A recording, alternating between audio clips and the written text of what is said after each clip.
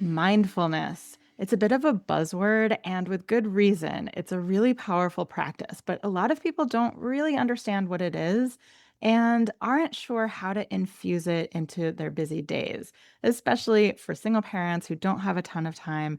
How do we infuse mindfulness into our lives? And what does that even mean? And what does it look like? There's no better person to help us understand this than Hunter Clarke-Fields, and I am so excited to have her on the podcast for you today. She is the #1 best-selling author of Raising Good Humans and the Raising Good Humans Every Day book. She's the host of the Mindful Mama podcast, a global speaker, a mindfulness meditation teacher, and she's the creator of the Mindful Parenting course and teacher certification program. She has over 20 years of experience in meditation and yoga practices and has taught mindfulness to thousands worldwide. So you are in good hands today, my friend. This interview was like a mini masterclass in mindfulness for parents, and I really hope that you enjoy. Welcome to Single Parenting with Connection, Not Perfection, the podcast that honors your messy reality. It's the support you crave without the usual emotional landmines. I'm your host, Dr. Gila, and I promise I will never tell you to just tag your partner in. Before we start, quick reminder. While I am a licensed psychologist and a certified coach, this podcast is not coaching and it's not therapy and it's not a replacement for medical or psychological advice. It is for educational and informational purposes only. All right, let's dive in.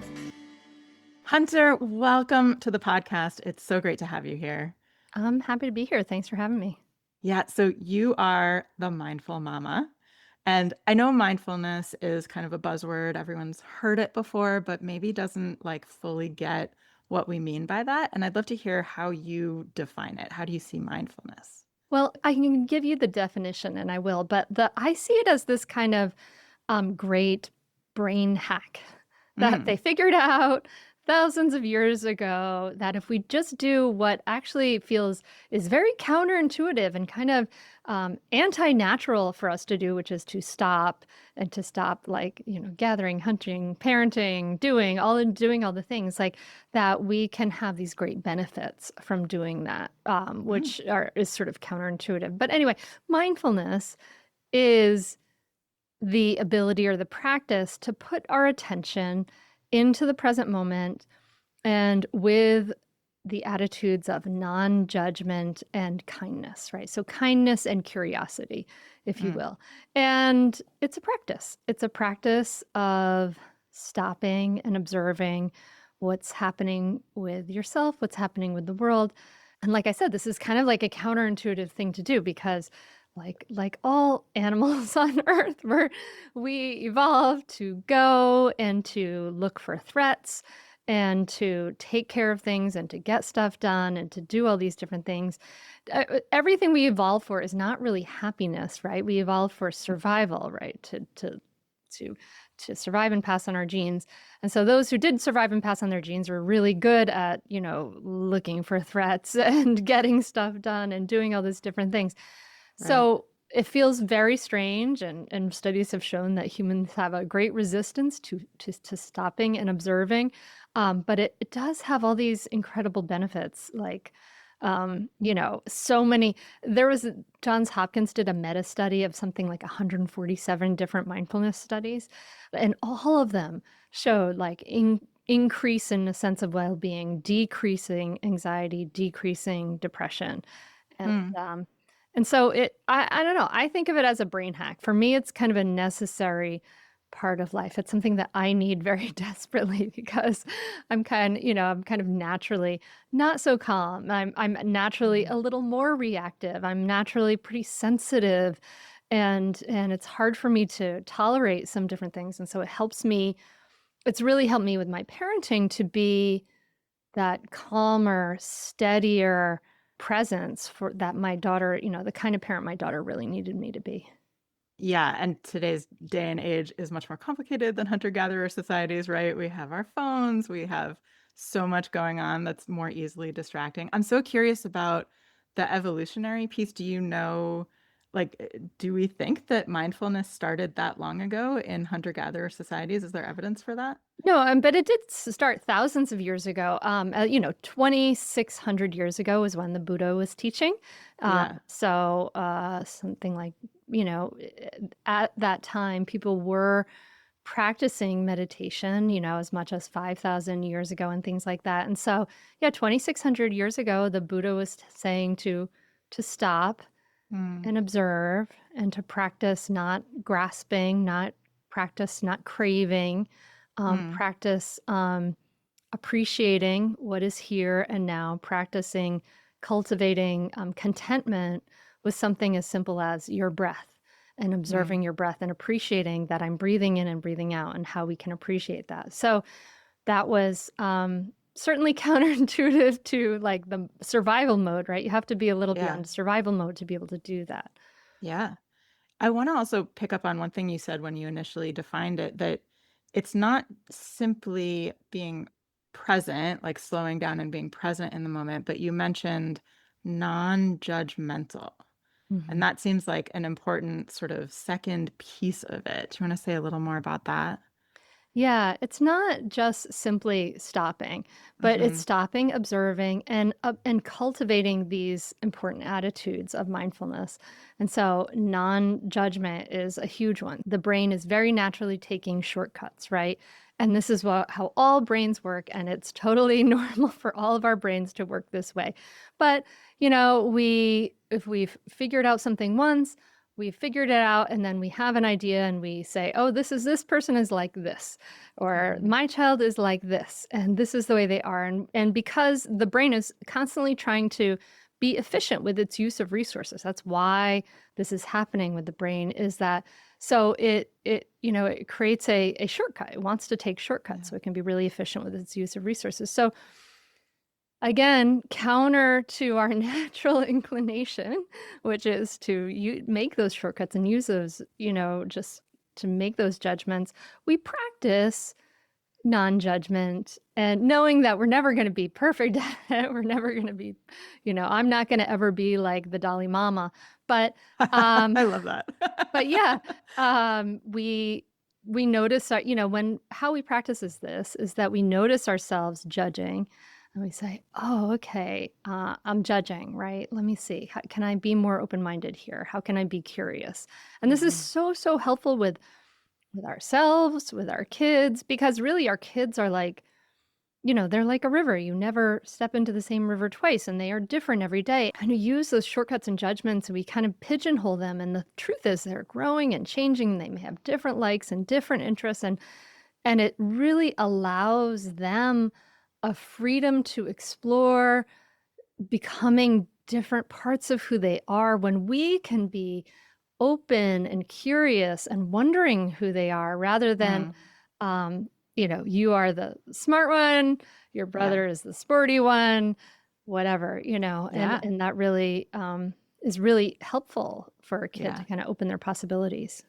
Yeah, and also, so I like to call them thinking traps, right? These like shortcuts that we fall into, and we do it when we're thinking about our kids and other people, but also ourselves. So Mhm. that self-judgment piece as well. And I want to point out that what you were saying is practicing self-judgment, it sounds like it doesn't mean that you always are not judging. It's Mhm. that you catch yourself Mhm. in those judgments and you're able to like build that awareness and then start to shift those thoughts. Is that, Yeah, yeah. exactly. And yeah, mindfulness is a process of noticing the habits and proclivities of our minds and our hearts.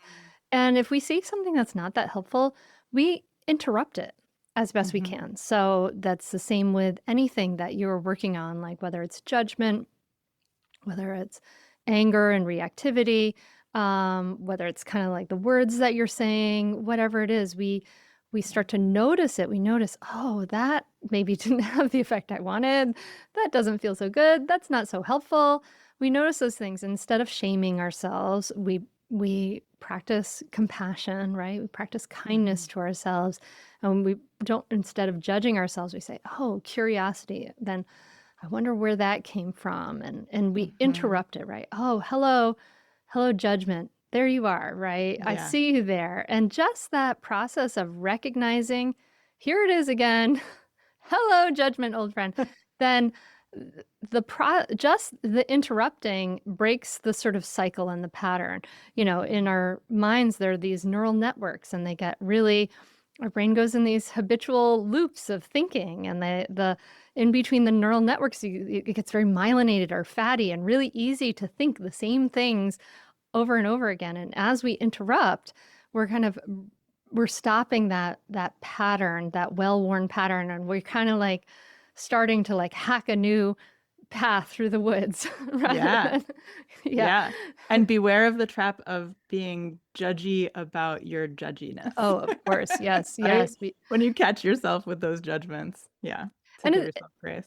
it's so important with I mean, with our parenting, when we think about, um, we think about something maybe that we've done unskillfully, and if we're blaming ourselves or shaming ourselves or judging ourselves, it just makes it hard. It's kind of impractical. It just makes it harder to get back up and to start again Mhm. when we can practice saying, "Oh, okay, there was judgment.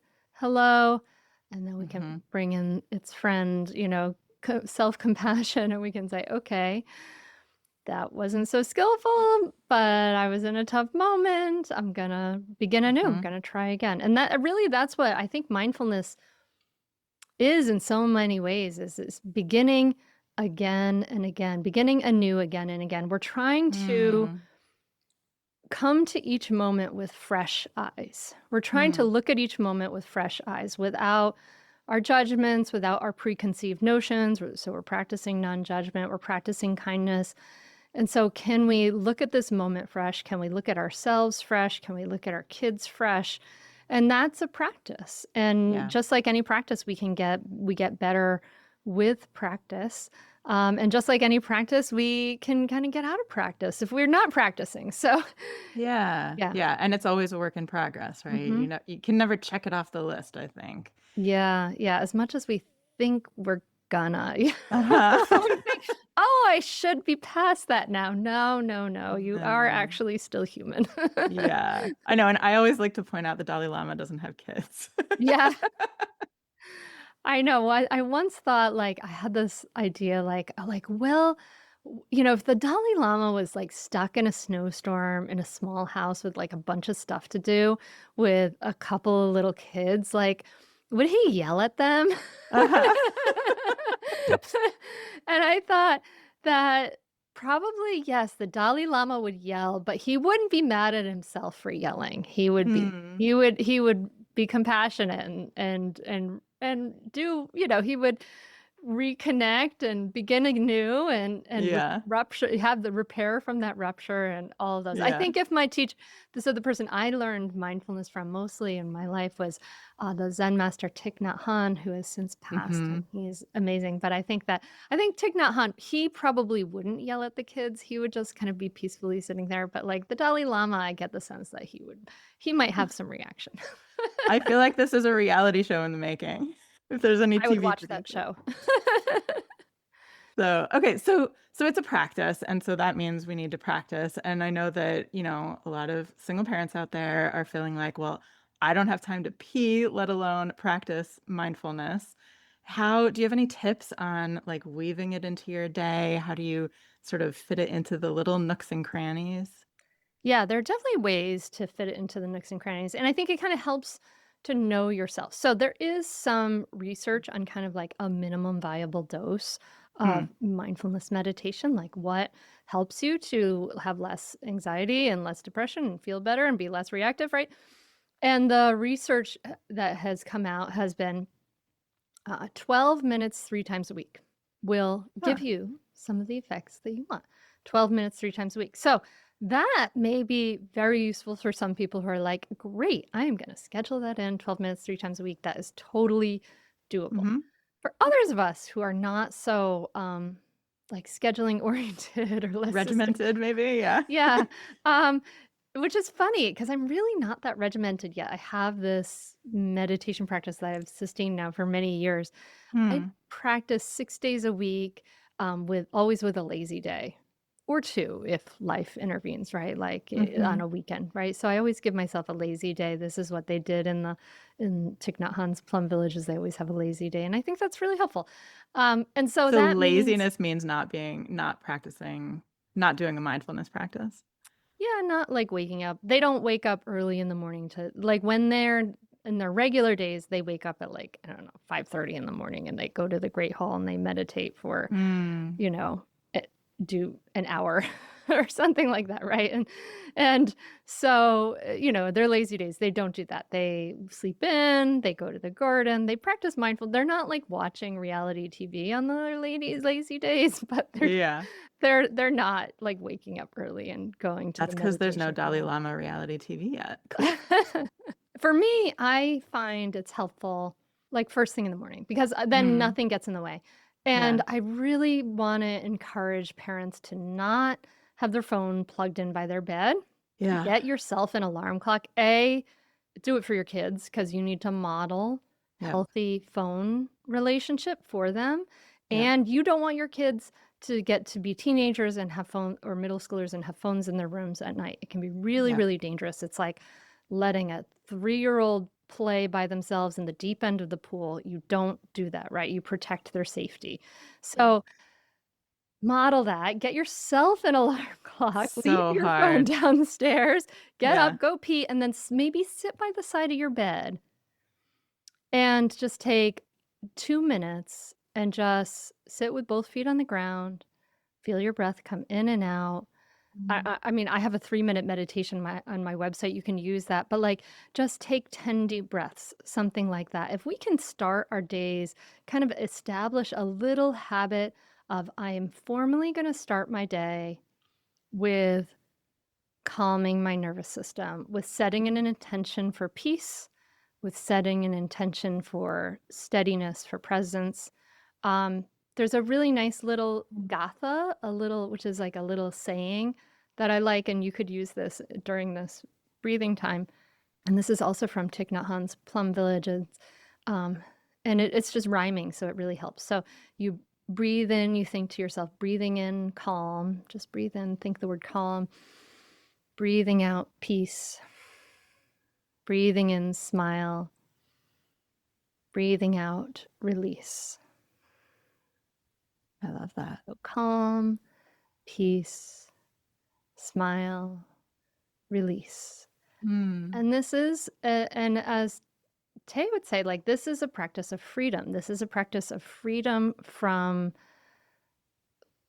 being plagued by anxiety and thoughts and worries and taking a moment to claim some peace, to cultivate Mm. that, to tap into that, because that is your birthright, is that you have places of peace and calm Mm. and enjoyment of life within you. So it's a beautiful, beautiful practice to take a little time every day to formally cultivate that in your life. And then maybe it Mm. can grow a little in time as time goes on, if you're able to. Yeah. Yeah, even just, like, hearing that one time through, I can feel my nervous system just sort of Mhm. right, yeah. Yeah. Yeah, it really helps. I'm guessing that some parents are listening and saying, "Well, that sounds lovely, but I get woken up by a child jumping on me, or by 5 different alarms going off, or whatever it may be, and it just doesn't feel realistic, like, in the Mhm. morning first thing." Do you have any advice for anyone who feels like they're in that stage, that phase? Yeah, I know. I've worked with a lot of parents, like in my mindful parenting course, and we had Boris in Eastern Europe, and he was amazing, and he would do like a 5-minute meditation in his car before he came home from work, which Mm, is really nice. Other yeah, people would do it in their car before they got to work or in their office at work. Some people would do mhm, it at bedtime, and which I think is amazing because I don't have the willpower to make myself sit and meditate at night. So I'm much more of a like, give me some a TV show at that point in the day. But yeah, um, but yeah, so there's all kinds of little pockets of time we can fit it in, and I mhm, know we probably have more time scrolling on social media then we Mm, would like to admit if we kind of add up those minutes, maybe if we cut into some of those minutes, we could use some of that time. right. But I like to, like, pair it with some other practice.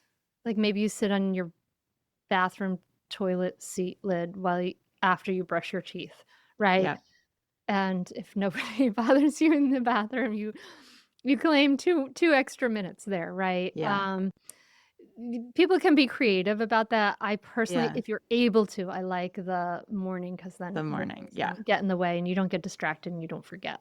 Totally. I mean, it sounds amazing. Yeah, I also I find it helpful, and I know a lot of my clients have found it helpful to sort of tag something like this onto an activity you're doing every day. So like maybe you're washing your hands after, using the bathroom or brushing your teeth or doing the dishes. And that's a great tip to like sit on the toilet and just like on the closed toilet and take a moment, a mindful moment. Yeah, single tasking, not multitasking with Right. other things you're doing Defeats on the purpose, right? on the toilet. Right, right. So when you're doing one of these activities, that's your cue to then take a moment afterwards, not to clarify, not to do it while.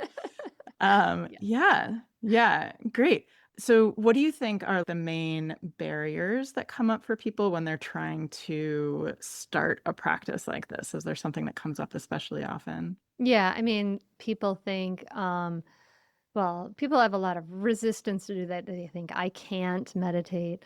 I Mhm, definitely people definitely have think, like, "I can't clear my mind," and that's true, mhm. nobody can clear their mind. You have Yeah, had a lobotomy if you can clear your mind, and yeah, so that's not good. I mean, honestly, like, you're kind of aiming for some clarity, right? Like, you're aiming to kind of really feel maybe your breath coming in and out and just be present with it, and thoughts will intrude, and that's just normal, and that's what they do, and that's when you come back to the anchor of your mindfulness, which may be your breath, right? It could be the yeah, sounds outside or could be the feeling of your feet on the floor. Um, but yeah, people feel like you have to have clarity. And when I sit, they tell me when I sit still like that and I practice to do this, like I'm just flooded with like, I have way more thoughts mm, than I normally ever do. And I'm like, yes, that's true. And that's just like, you're actually seeing how your brain is usually working, right? Like you're getting some yeah, clarity into what's actually happening. And that can be really uncomfortable. yeah, Um, but it's a really powerful thing to kind of go through because you learn tolerance and you learn understanding and you learn some compassion for yourself and everybody else who is also experiencing this. mhm, Um, the other thing people say to me is like, "Oh, I couldn't sit still like that. I'm too fidgety, right? I'm too mm, fidgety." And people absolutely can do things like a walking meditation practice, like maybe you walk your kid to school. That sounds like pretty ideal and a pretty picture that I'm painting, and then you can walk back.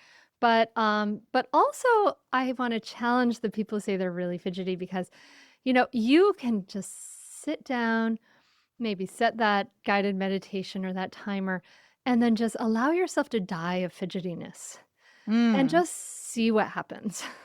mm, And you're gonna go through this discomfort, intense discomfort, this intense feeling, I've gotta get out of here.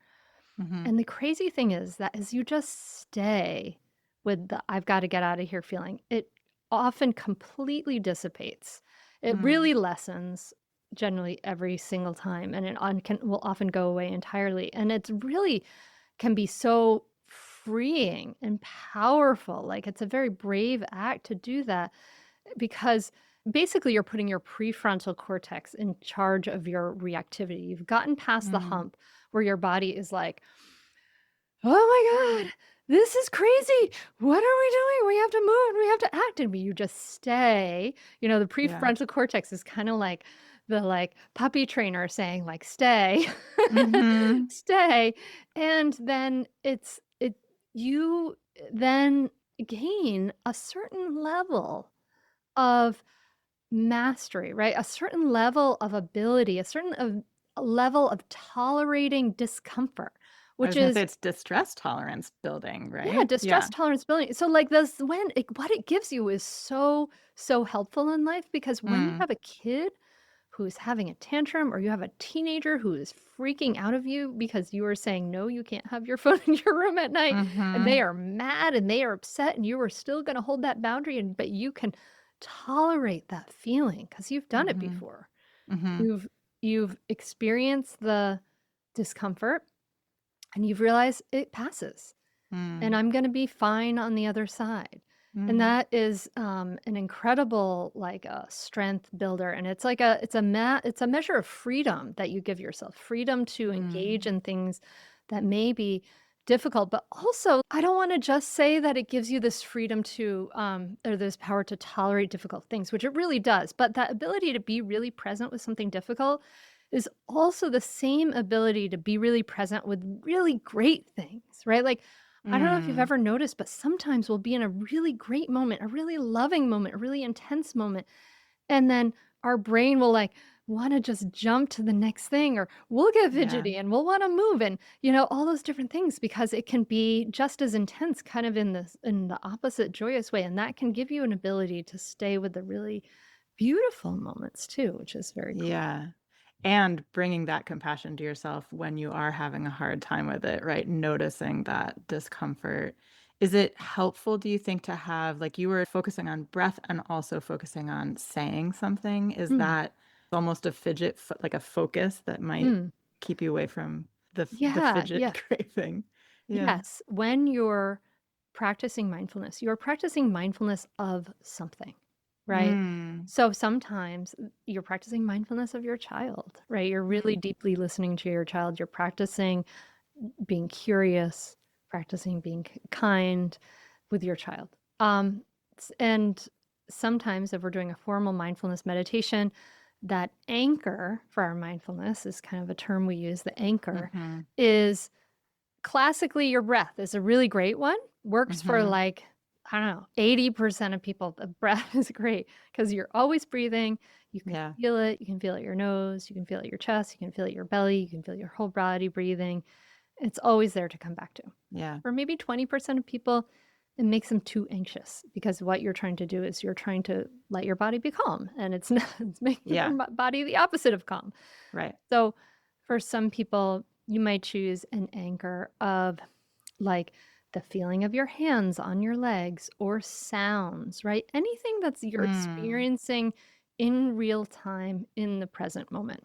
Mhm. So, you can listen to the heater in your house Yeah. or the air conditioner or the birds outside, right? Yeah. And your mind will wander 10,000 times and you bring it back to the feeling that, what is here in the present Mhm. 10,000 times. And that's all it is. It's simple, Yeah. but it's not very easy, but it's pretty simple. What about something like tracing like tracing the fingers on your hand? Is that Sure. Yeah, yeah, yeah. that's a great one. And that's a great way to also introduce it to kids, Yeah. with your hand. And for people who are listening, I'm putting my pointer finger of one hand on the thumb of the other. And you can inhale as you trace up your thumb, exhale as you Mhm. go down into the space in between. Inhale up the next finger, exhale down. And Yeah. this can be really calming. Yeah, that's a wonderful object of mindfulness. And yeah, something Yeah. like the Gatha. Inhaling calm, Right. exhaling peace, inhaling smile, Yeah. exhale release. That's a way to kind of bring your intention into it. The danger is I think sometimes like I highly recommend an app like the Insight Timer app. It's Mhm. free, has great meditations. You can find meditations from me there, as well as other teachers like Tara Brach and Jack Kornfield. The danger is you can find like 10,000 meditations there, It's probably overwhelming. more, and some of them are just, like, too much music and words, and you're not actually really meditating, you don't have any silence to do it in, so Yeah. just be buyer beware. Yeah. Is there anything that you think needs to be taken into account for neurodivergent folks in terms of, like, anything that needs to be adjusted or that's particularly challenging? I imagine not fidgeting might be particularly challenging Yeah, I for mean, some. you know I think it's available to everybody, and it may depend obviously, you wanna adjust your sort of dosage of Uh-huh. time. Maybe you wanna keep your fidget spinner, like, there, with you for a little while until you feel Mhm. more comfortable, right, and doing Yeah. this unusual thing. Maybe you wanna try a walking meditation where the anchor of your focus is the feeling of your feet touching the earth, right? Mhm. And you can try just walking slowly and feeling your feet and being aware of the skin on your air and the air on your Mhm. skin, etc. Yeah. So that can be a really accessible practice for somebody who, you know, it feels maybe closed in if they're just sitting still. Yeah. Yeah. Yeah. I do also, to get back to another point that you had made, I often think of when we talk of like special time with our kids that it is a meditation practice in a way, right? It's this Yeah. sort of and it and I emphasize the word practice because it takes practice and it building that skill and that ability and it gets easier, but it can be challenging for a lot of parents. Yeah, absolutely. And yeah, it is a practice. It's like I think of mindfulness as a muscle, right? Like or Hmm. it's like exercise, right? We know that it would benefit us all to exercise, right? Right? Yet, if we're parents, if we're busy, we're maybe not making it to like that 2-hour CrossFit class or whatever, right? Like that's Yeah. not the kind of exercise we're doing. But we all know that doesn't mean that we still don't just like go for a 10-minute walk, you Yeah. know? Yeah. And and so we can practice in that way where we can have small ways of practicing. But yeah, I absolutely love our kids as the object of our Mm. meditation, right? Can we stay curious? Can Mm. we keep our attention coming back to our kid? Can we notice as our mind is wandering and you might note, oh, I'm thinking again. Oh, I'm planning again. And then we come back, Hmm. bring our attention back to our Hmm. child without being unkind to ourselves, Yeah. without judging ourselves, but just coming Right. back to being present. That's a really an incredible gift to give our kids is Yeah. to be practice really, really deeply listening and seeing them and hearing them. I mean, that's to go back to what Thich Nhat Hanh, he has this quote that really drives me with this, and it is when you love someone, the best thing you can offer is your presence. How can Mm. you love if you are not there? Mm. And I think that's so true, right? Like we're trying to be so good. We're trying to get it all done, all the impossible endless, relentless adulting tasks. We're, being there for our kids, being there for our job, being like a good human in the world and trying to get it all done. And so we're training ourselves to just be going and going and doing and doing and nothing, Yeah. keep the house clean. Oh my God, it's crazy. It's endless, right? Yeah. It's But the thing exhausting. is, and then we think like, oh, maybe when we get to our vacation, then I'm gonna really be present with my kid. I'm gonna have the time, I'm gonna have the space, I'm gonna be really present with my kid. And then we get to a moment like that, and we can't, right? Like Mm. we've trained our brain to just keep endlessly running to the to-dos. Yeah. And so we get to a wonderful, beautiful moment, and our mind and our body can't relax and really be present in that moment. That's the danger of not ever incorporating a practice of being present, of calming, of Mm. relaxing, is that we Yeah. won't be able to, utilize that muscle when we really want it. Yeah. Yeah. So start where you are, notice the judgments as they come up, try to give yourself that self-compassion, and even just a few minutes is going to go a long way. Yeah. Yes, I love absolutely, it. absolutely. Well, thank you so much. This was, I think, a very practical introduction for folks. I know it's going to be helpful. Before we wrap up, I like to ask all my guests, and we've talked a little about the connection piece, but this is a podcast about parenting with connection, not perfection. So I'd love to hear, is there something in your life that you do that fosters connection either with yourself or with your kids? Well, with my kids, I try they're 15 and 18 now, so I'm really Mm-hmm. aware of, like, you know, that time is short for them Yeah. to be around. And so when, like, my 15-year-old says, "Will you drive me down to the barn?" which is 40 minutes away, I try as much as I can to not, like, lean into the difficulty of the traffic and the driving and say yes, to have that Mm. time with her in the car, right? And the same thing with my 18-year-old, like, I just found out, I had no idea that she might be interested in going to the Museum of the American Revolution in Philadelphia, and I was like, "Oh, I'd be interested in that," and I'm like, "She's going back to college in a week. I had to this happen," like, and so I try to, like, lean into those moments when they Yeah. indicate some kinda interest. I wanna and I have the privilege to have the flexibility to try to be there and do those things as much as I can. Yeah, so, like, noticing opportunities when they present themselves and I guess so, leaning yeah, into I them. mean, and it's funny because connection when they were younger was sometimes about holding boundaries from all Mm. the different things they wanted to do with me, right? Yeah. And having some time to connect with myself, but that's shifted now to go the other way. Yeah, interesting. Love it. And a place in your life where you have embraced imperfection. I mean, yeah, that is a good question, but I don't know where I have not embraced imperfection because I am not a perfectionist. I mean, I do tend to get a lot done, but yeah, there's always some mistakes in all the different things that I do. Yeah. Thank goodness Raising Good Humans had great editors. Thank you, New Harbinger editors. And I know you have a podcast also, and I don't know about you, but I have found podcasting to be a place of, like, taking imperfect action and embracing that. Oh, yeah, yeah, we Yeah. have to accept all our ums, all Yeah. our likes, all our and it's so it's a little embarrassing. Um, yeah, I probably should be less embracing of imperfection. I probably should be Mm. more embracing of, like, practice this one more time before you actually do it. I don't know about that. Well, thank you so much for being here. I'm gonna put links to connect with Hunter in the show notes, and I know you have some beautiful free resources. Do you wanna mention one of them before we go, actually? Sure. I have a free resource, which is my two favorite tools to stop yelling if you're feeling reactive.